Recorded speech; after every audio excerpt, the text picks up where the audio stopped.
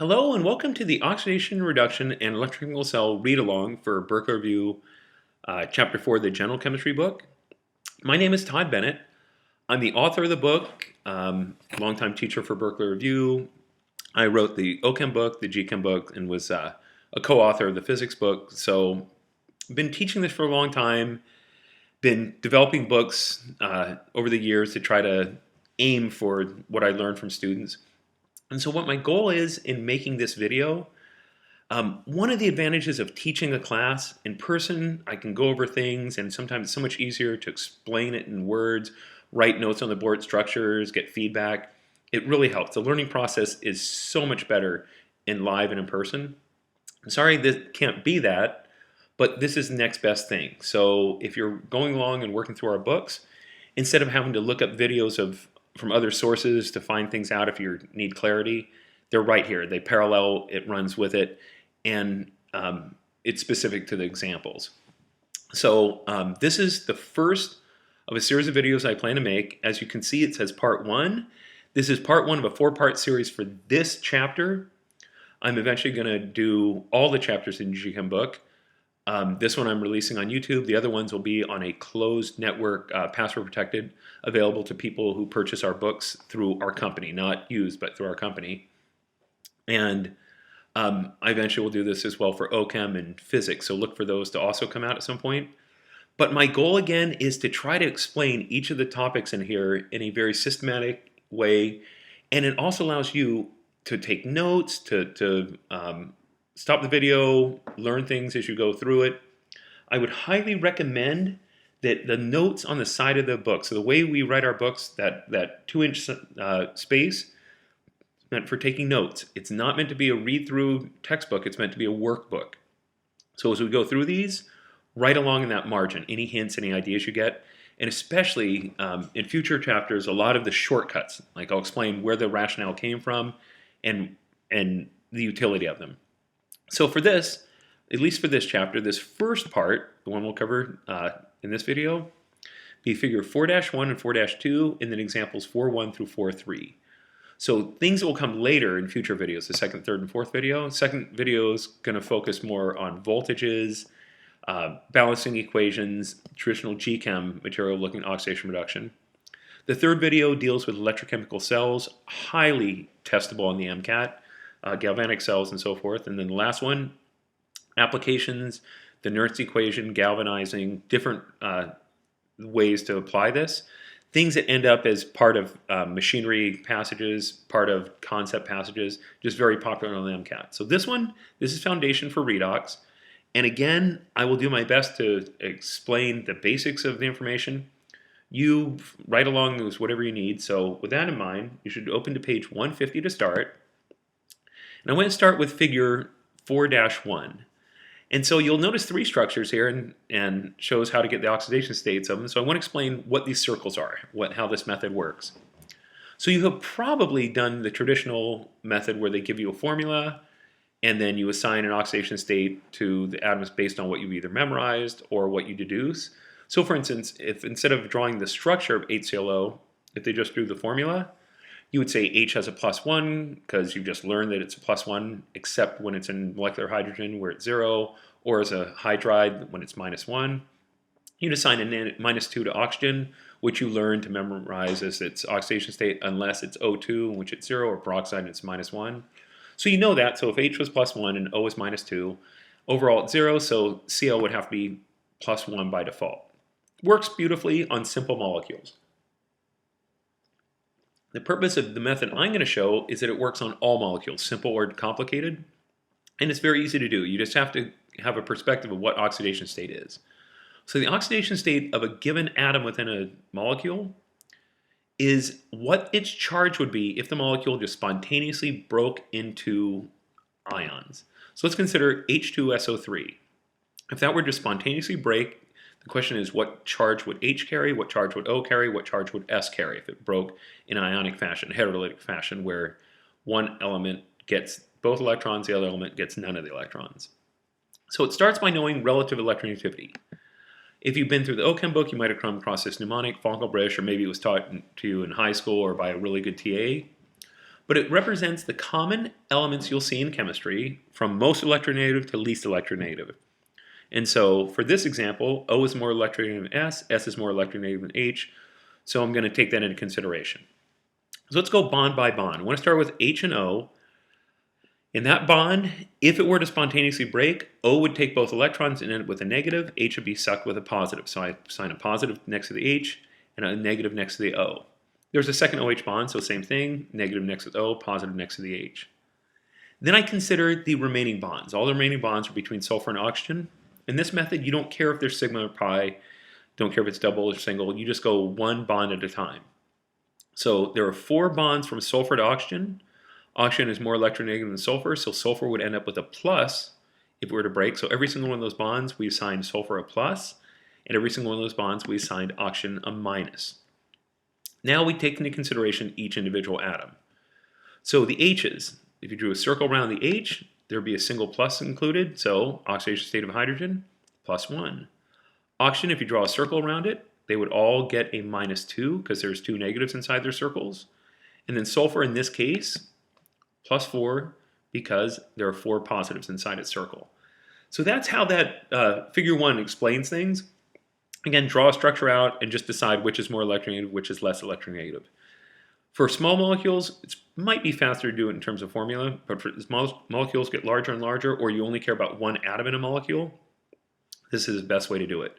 So this actually will prove its utility more in biochem and probably OChem than it does in GChem.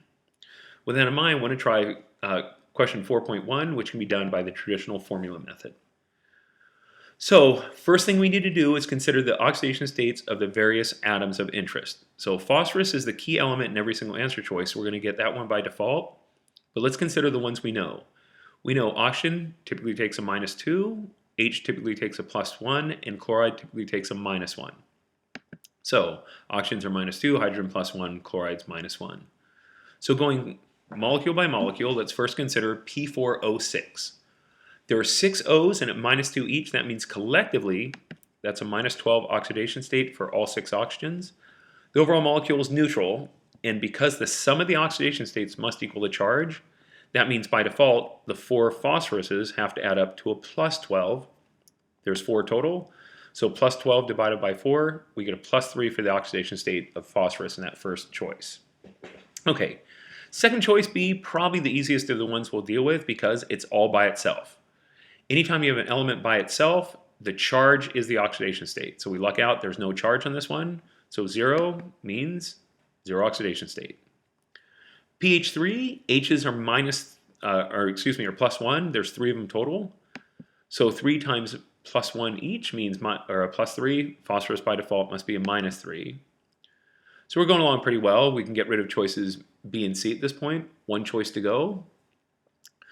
Oxygen being a -2 and the 3 chlorides at -1 each for -3 means collectively the O and the 3 Cl's are -5. The overall molecule is neutral. So therefore, -5 must be offset by a +5 for phosphorus. Oxidation state is +5. So best answer, +5, choice D. So simple enough once you know how to do it. But again, make sure you know how to get oxidation states. This will become important when we start balancing redox questions later on in this chapter. Okay, so the fundamentals of redox. I'm a creature of habit, so one of the things I like to do when I teach, I'll write on the board things with color coordination. This is a perfect example. I choose red for reduction or reduction, just because red for reduction helps me remember it. And then I choose blue for oxidation. So throughout these videos, I'm going to try to color coordinate. So I want to start with what oxidation and reduction are. And so there's a few mnemonics out there. My personal favorite is Leo and Gur. We'll go into that in a second. If you learned oil rig, that's fine too. The reason I shy away from it is it simply says oxidation is loss, reduction is gain. Doesn't specify whether it's electrons, oxygens, or hydrogens. And it ends up it's not true for all of them if you just memorize it blindly. So I'm going to go ahead with Leo.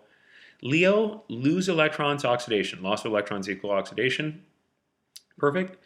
And then reduction, Gur, gain electrons is reduction. So the mnemonic I prefer, and one that I think you only see here, Leo the red cat says Gur. You may have heard Leo the lion says Gur. We're taking it one step further. Leo the red cat says Gur.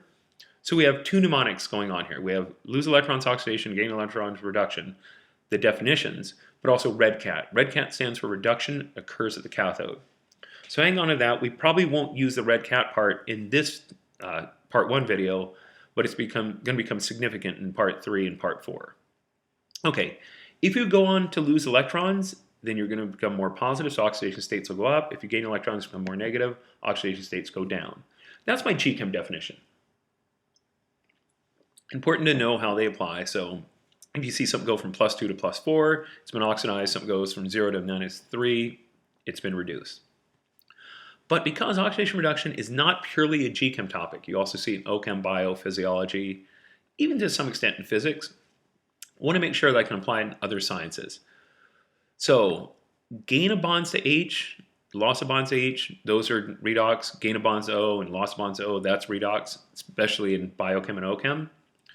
So let's consider hydrogenation. If you hydrogenate something, you gain hydrogens. Hydrogen is a less electronegative atom, so when it donates in, it's donating its electron to the molecule. The atom that gains that H will get reduced. It's going to gain the electron from the H. Gain a bond to O, O being more electronegative, will end up taking the electron from whatever element you bond it to, so thereby oxidizing it. So gain of oxygen is oxidation, gain of H is reduction. So hydrogenation, reductive, dehydrogenation, oxidative.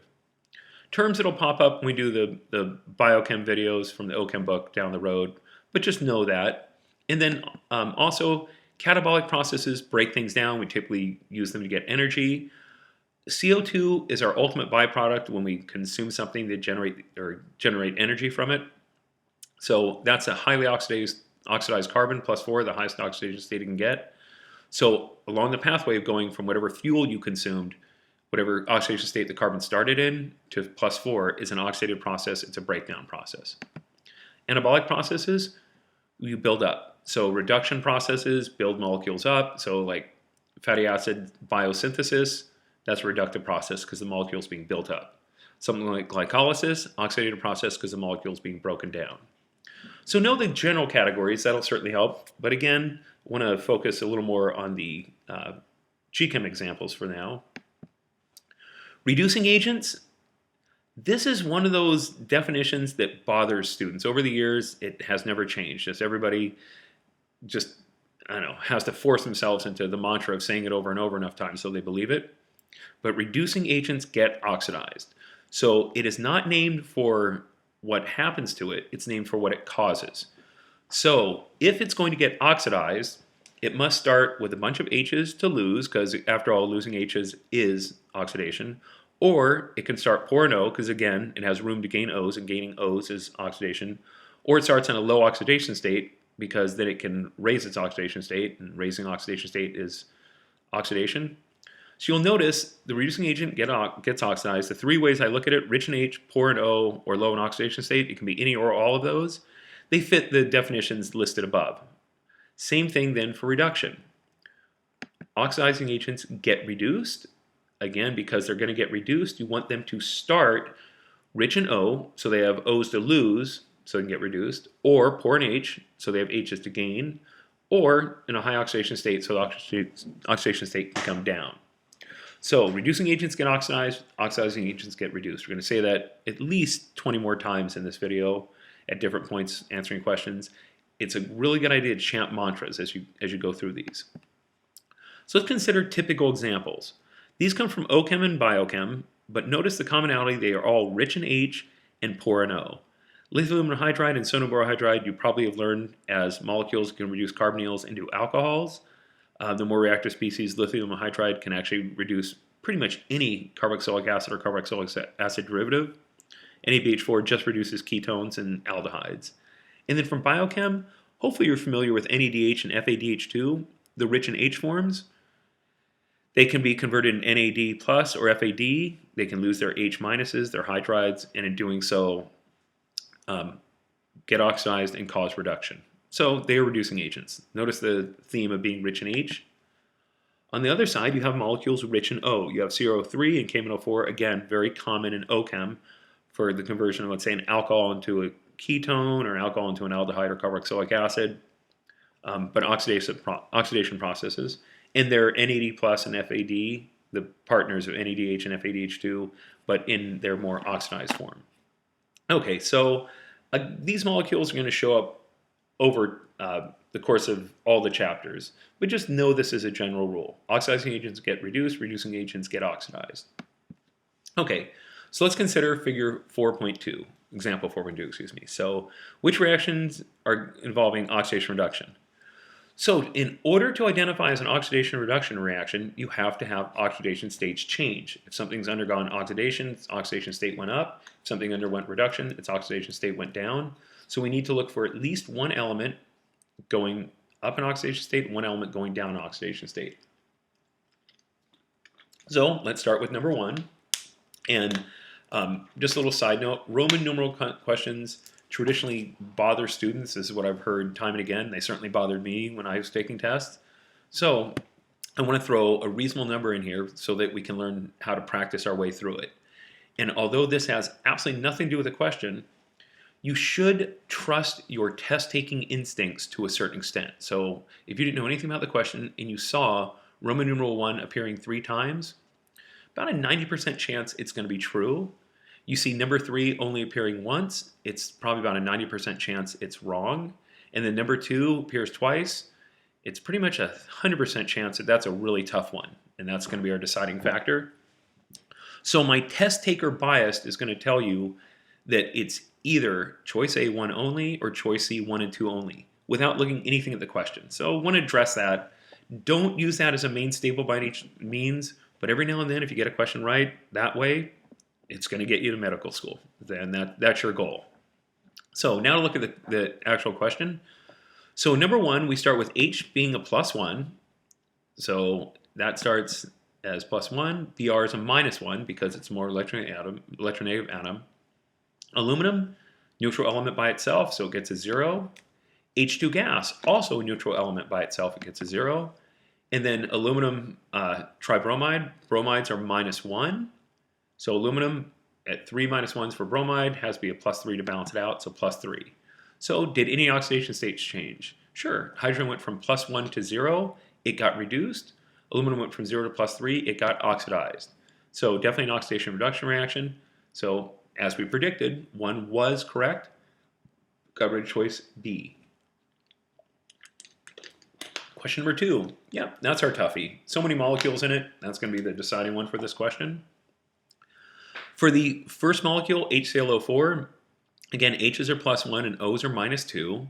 So by default, chlorine must carry a +7 because you have a -8 for the 4 oxygens and a +1 for the H. So overall, that's -7. Chlorine starts at +7. In titanium hydroxide, I'm going to consider the hydroxide collectively, the O and the H. So if you want to do O is -2 and H is +1, that's fine. But I'm going to consider it just hydroxide is -1. There's 2 of them at -1, meaning titanium must balance those out by being +2. In the end, in HClO, you have a +1 for H, a -2 for O. So Cl's by default is a +1. We actually did that one in figure 4-1. And then next molecule, O's are -2 each. There's 4 of them, so titanium's +4. Water's my spectator ion, but I'm just going to, or spectator molecule, I'm still just going to consider it. +1 for the H's, -2 for O, it works.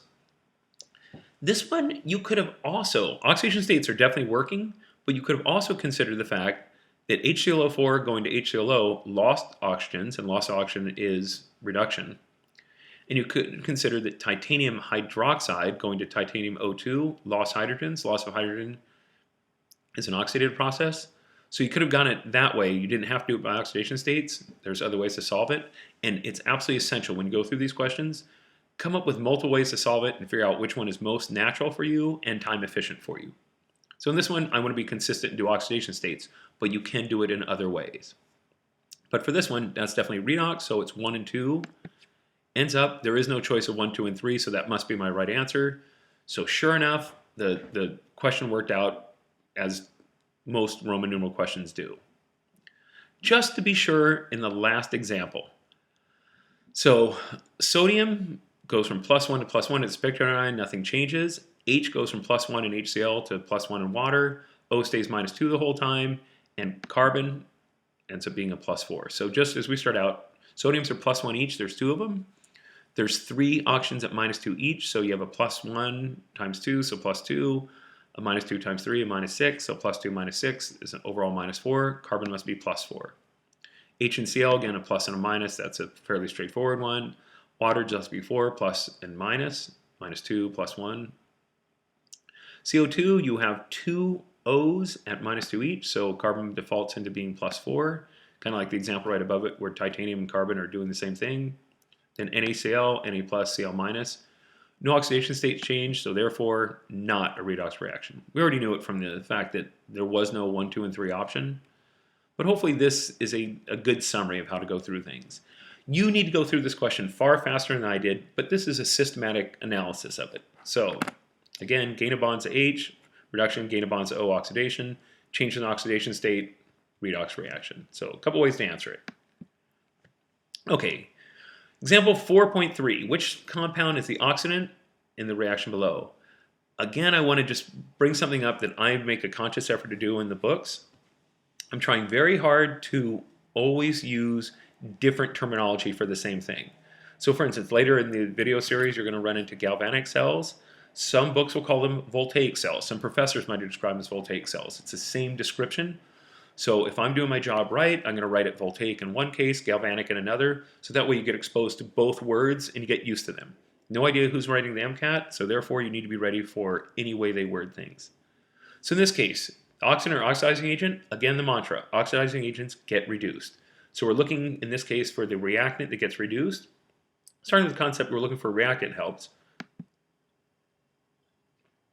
So because it's a reactant, only options are HCl, KMNO4, and FeCl2. So we eliminate MnCl2 because that's a product. And then we go ahead and look for what oxidation states have changed. Ends up that HCl, H plus, and Cl minus never change oxidation states. H is +1 in all the reactants. It's +1 in water. So it didn't change in Cl. Is minus in MnCl2 and FeCl3 in the products, KCl in the product. It's -1 when it starts out in the reactants as well. So we can and probably should zero in on the metals, the unusual metals, the iron, the Mn. So if you've done enough of these, you start recognizing what to look for. So Mn, just like in the example before where we had a Cl instead of Mn, we have a +1 for a K. We have a -8 for the 4 oxygens, so Mn starts at +7. In the N, again, chlorides are -1 each. There's 2 of them, so Mn is +2. Manganese is going from +7 to +2. It has been reduced. Reducing agents get oxidized. Oxidizing agents get reduced. So in this case, because it is getting reduced, it is the oxidizing agent. Also, you could have got it by the rich in O rule. It is the compound rich in O, so therefore it has O's to lose. It makes it the oxidizing agent. Okay. Also, want to be thorough on this one. Fe goes from +2 to +3, goes from 2 chlorides to 3 chlorides. It is getting oxidized. Reducing agents get oxidized, so FeCl2 is your reducing agent. KMNO4 is your oxidizing agent, in this case known as the oxidant. So the best answer, B is in beautiful. Hopefully this works well for you. And again, notice there's multiple ways to answer it. Look at oxidation states or look in rich in O-ness. Okay, so H we could have thrown out, and FeCl2 again got oxidized, so it would make it the reducing agent, being that it got oxidized. So last thing we want to consider is figure 4-2. And you'll notice this seems misplaced. It's in the middle of a GChem book, and some of them are doing biochemistry, but that's absolutely essential. Whatever we're learning in one science, the more we can apply it to new situations in other sciences, the better suited we're going to be for some of the weird questions on the MCAT. Information carries over from one science to the next. So what I've done is I put figure 2 there, but I've whited out some of the things, and I'm going to, as we introduce them, discuss the big picture. You may very well be intimately in tune with what happens in glycolysis. You memorized all 10 steps. You know about phosphates being transferred. You know about isomerase, aldolase. All those things are good, but the big picture is often a better tool on the MCAT. Knowing what happens in the big picture, because then if you know it for one pathway, you can apply it to another. So if you know kinases phosphorylate in glycolysis, and you know that phosphorylation often goes with a very significant delta G naught or delta G, depending on what the passage focuses on. You can apply it to new questions. So let's consider what happens in the big picture of glycolysis. We start with a 6-carbon species known as glucose. In this case, it's alpha D glucopyridose. And you end up going to 2 pyruvate structures. So it's a breakdown. You've gone from 1 molecule to 2. You've gone from a grand total of 7 bonds to O total in glucose to 5 bonds to O, from carbon to O in pyruvate, but 2 of them, so 10 bonds to O total. So from 7 bonds to O to 10 bonds to O, 1 molecule to 2 molecules. So it's a breakdown process, so it's oxidation, and you've increased the number of bonds to O from 7 to 10. So we know it's oxidation. Because it's oxidative, it's a catabolic process, so that's a given. And because it gets oxidized, it needs to be coupled with an oxidizing agent, something to cause this. Oxidizing agents get reduced. They are poor in H to begin with. So I know whatever species I'm going to start out with, the biochem species, has to be the poor in H version. So the question is it FAD or NAD plus, excuse me? And this is one of those things that they probably didn't present in biochem, but if you look at it from an OChem perspective, in OChem, you just learn reagents that carry out certain reactions. You know what reacts with a carbonyl, what reacts with a ketone, what reacts with an imine. You memorize specific reagents. Not a bad idea to apply that same approach to biochem. For carbonyls, it deals with NAD, NADH, NAD+, or NADPH or NADP+. The key thing, it's a job for NAD. So the reagent of interest in this case is NAD. Because I'm starting with the one that's poor in H, it's NAD+, and it's going to gain an H because reduction is gaining an H, so you finish with NADH and H+. So I haven't drawn the H pluses in, just focused on the NAD+ molecule. You also might be aware, and this is a totally different way to look at it, but valid, and that is the energetics. So you know that glycolysis is a breakdown or oxidative process, so it's giving up energy. We know we oxidize things to get energy. So therefore, you have to store that energy in some fashion. So you undoubtedly had to count up ATPs or GTPs in a biochem class. You also probably had to count up NADHs. So NADH is a reduced molecule. It is generating NADH. It's generating a reduced or stored energy molecule. Coupled with it, you should note that you invest 2 ATP in the early parts, some of the early steps, the first and the third, but then you get them back later on. 2 for each pyruvate for a grand total of 4. So you invest 2, get 4. Your net energy gain is 2 ATP. You have to generate or have 2 inorganic phosphates to carry that out. But step by step, knowing glycolysis isn't a bad idea, but the big picture, that's what we're focused on here. Things I can look at real quickly. It's a breakdown. 6 carbons to 3 carbons. It's an increase in bonds O from 7 to 10. Oxidation. Oxidative processes require oxidizing agents, so the other species involved has to be an oxidizing agent. Something's getting reduced. To get reduced, it has to be able to gain H's, so we start with something poor in H. Happens to be NAD+. So it's a big picture. So even though I'm in the middle of a GChem chapter, I can apply the GChem information and make my biochem easier. So hopefully this was helpful. Stick around for the next 3 videos. They couple this, and again, have your book open, write notes in the margin.